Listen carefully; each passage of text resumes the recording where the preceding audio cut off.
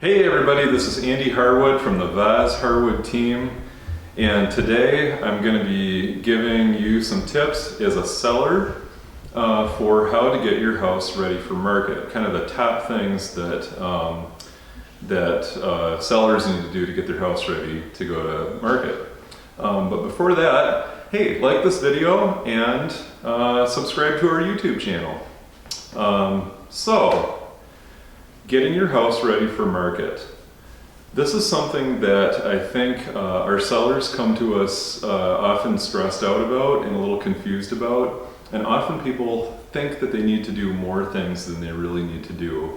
And often they spend money on the wrong things and maybe they don't do the more important things. And so I'd like to also tell you at the start of this that every situation is different, every house is different, every seller is different, your finances are different, your knowledge of homes and fixing stuff, painting stuff, all that kind of thing is different. And so what we need to do is see your house and we need to give you a one-on-one consultation. So this isn't meant to be a kind of like a single solution for everybody. I'm just trying to give you an idea of the more common things that we see so that you have some heads up about it if you're thinking about selling your house. So I think the number one thing that matters in selling your house is curb appeal in the main areas that you see first.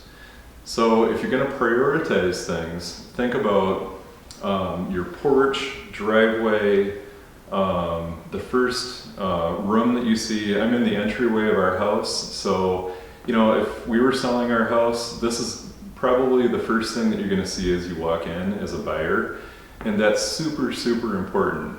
We get a lot of questions about should I do something with my basement or the fourth bedroom or whatever, and the answer is yeah, I mean, anything that you can do to make the house and those areas look better, great. But I've had people like redo their laundry room. I mean, your laundry room? Yeah, I won't say no, but you know, I don't want your laundry room looking like $1 million and then there's problems in the entryway, because that's just basic curb appeal stuff.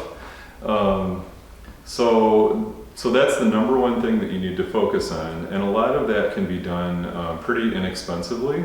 Even just little things like, do you have some fresh planters? Maybe just a trip to a garden store to get some flowers or a little bit of mulch around the front, or pulling a few weeds, or a little bit of concrete patch if there's something that needs doing like that. A lot of these things don't cost a lot of money.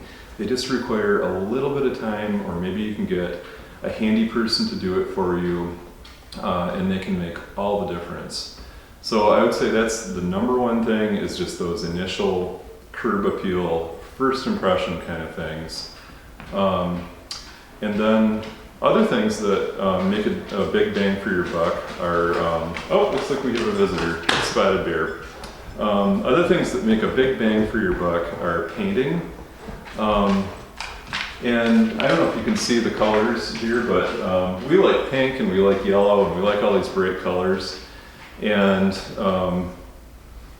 sometimes those colors don't make the best impression for buyers, and a coat of paint, something that's more neutral, like maybe a gray, or I don't even like gray paint, but it's ironic because I recommend gray paint to our sellers so often, but it just kind of makes it more neutral, and then when buyers walk in, they can envision themselves in your property a little bit better.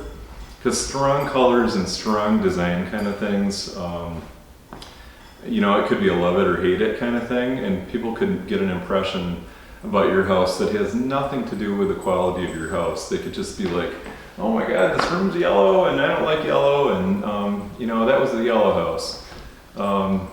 And paint doesn't really cost a ton of money in the grand scheme of things, even if you have somebody help you out with it. Another thing that can make a huge difference and is usually worth it is appliances. We get asked this all the time, should I replace the appliances? Sometimes appliances just need a good deep cleaning and they're good to go. But think about it from the perspective of a buyer. When you buy a house, you want to move in and you got all your stuff, you got your boxes, the moving company came, you're tired, and you just want to cook something in your kitchen. Buyers do not want old, gross appliances. And so it's usually completely worth it to swap out appliances, even if they're just a little on the old side and maybe something's a little bit not cleanable or something's broken. It's usually well worth it. At the very least, it'll probably make your house sell faster, and it might even pay for itself in terms of a little bit more money. Things that are usually not worth it are big renovation projects. Because on the other hand of should I replace the appliances, we get the question of should I replace the whole kitchen? And here's the deal with that.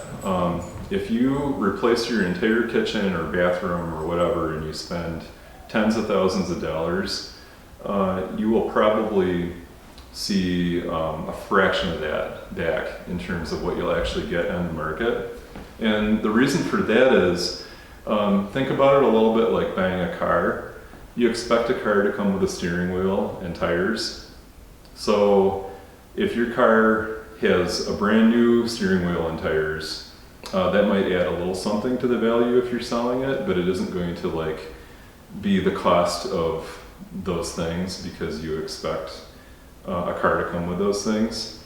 And it's similar to a house. You expect a house to come with a kitchen. I think most houses come with a kitchen and a bathroom.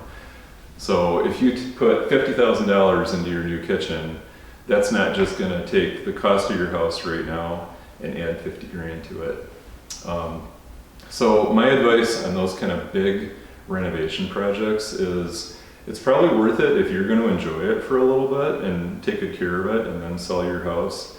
But just to do it and dump tons of money into your house. You can do it, just don't expect that it's going to take what you put into it and just add that to the price tag. So I hope that's helpful. This is Andy Harwood from the Vaz+Harwood team, and I would recommend that you reach out to us for a home consultation so that we can help you one-on-one with your own house and situation.